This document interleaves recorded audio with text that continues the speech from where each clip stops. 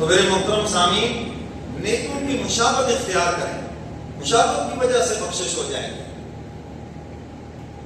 تو موسیٰ کریم کی مشابہت اختیار کی، عذاب سے بچ گیا، اور جو حضور کی مشابہت اختیار کرے گا دنیا کی تکلیفوں سے بھی بچے گا اور آخرت کے اندر بھی سرخرو ہو جائے گا۔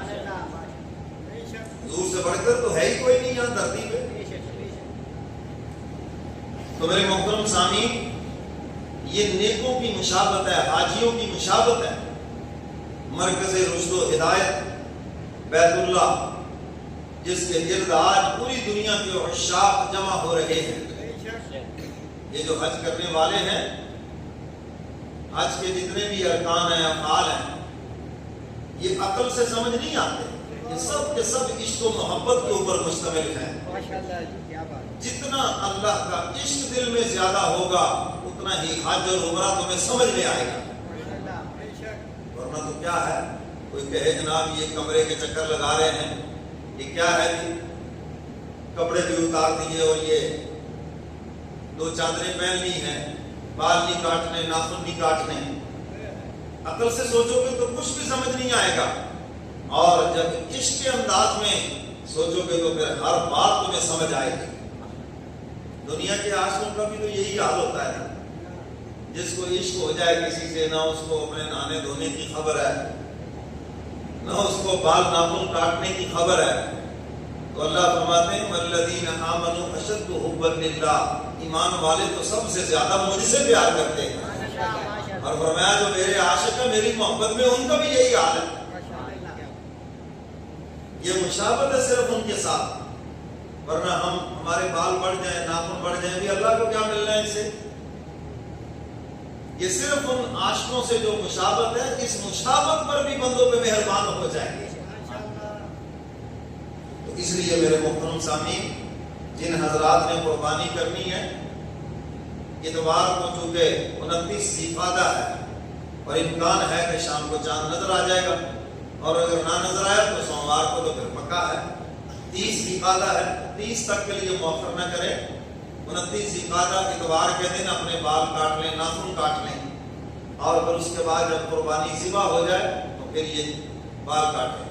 لیکن اگر کسی نے ایسا نہ کیا تو اس کی قربانی میں کوئی فرق نہیں ہے۔ کوئی کہے کہ شاید اس نے کوئی حرام کام کر دیا ہے، نہیں، وہ ثواب سے، فضیلت سے محروم ہو جائے گا، پوچھ گچھ اس سے کوئی نہیں ہوگی، نہ اس کی قربانی بھی کوئی فرق پڑے گا۔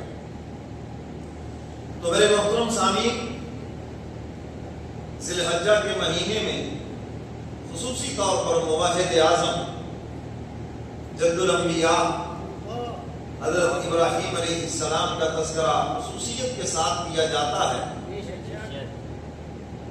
اور حضور علیہ السلام فخر سے فرمایا کرتے تھے میں تو اپنے دادا ابراہیم کی دعاؤں کا نتیجہ بن کے آیا۔ ابراہیم علیہ السلام نے حضور کو اللہ سے مانگا اور حضور علیہ السلام تشریف لائے، تو حضور فخر سے فرمایا کرتے تھے۔ تو میرے محترم سامعین، ابراہیم علیہ السلام پیدا ہوئے اس گھر میں جہاں پر صرف بتوں کی پوجا نہیں، بت بنا کے بیچے بھی جاتے ہیں، اس گھر میں پیدا ہوئے۔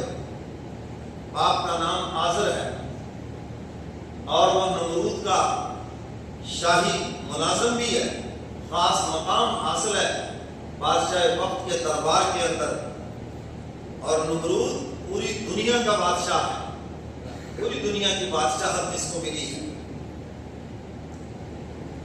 اور اپنے آپ کو خدا بھی کہلواتا ہے، رب بھی کہلواتا ہے۔ جو اس کے دربار میں جاتا پہلے سجدہ کرتا، پھر اپنی حاجت پیش کرتا۔ تو پوری قوم کو اس بات پہ لگایا کہ میں تمہارا رب ہوں۔ رب کا معنی ہے پالنے والا۔ قرآن کریم شروع ہوتا ہے الحمدللہ رب العالمین، رب کا تعارف کراتا ہے، تمام تعریفیں اس کے لیے جو تمام جہانوں کا پالنے والا۔ رب المؤمنین نہیں فرمایا کہ میں صرف مومنوں کا پالنے والا ہوں، رب المسلمین نہیں فرمایا کہ میں صرف مسلمانوں کو رزق دیتا ہوں، رب العالمین فرمایا تمام جہانوں کا پالنے والا ہے۔ اپنوں کو بھی دیتا ہے اور رزق بیگانوں کا بھی بند نہیں کرتا۔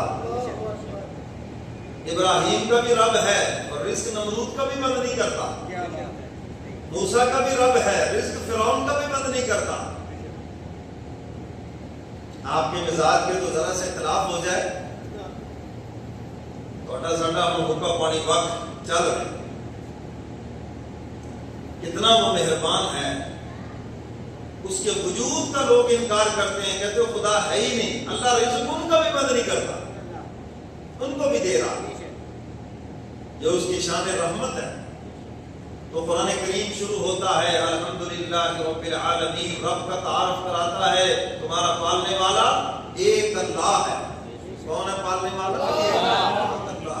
یہ بات دل میں بیٹھ جائے، غیر سے نظر اٹھ جائے گی اسی دن کہ پالنے والا تو وہ ہے۔ اور قرآن کریم مکمل ہوتا ہے، پھر یہی سبق دہراتا ہے، قل اعوذ برب الفلق، قل اعوذ برب الناس۔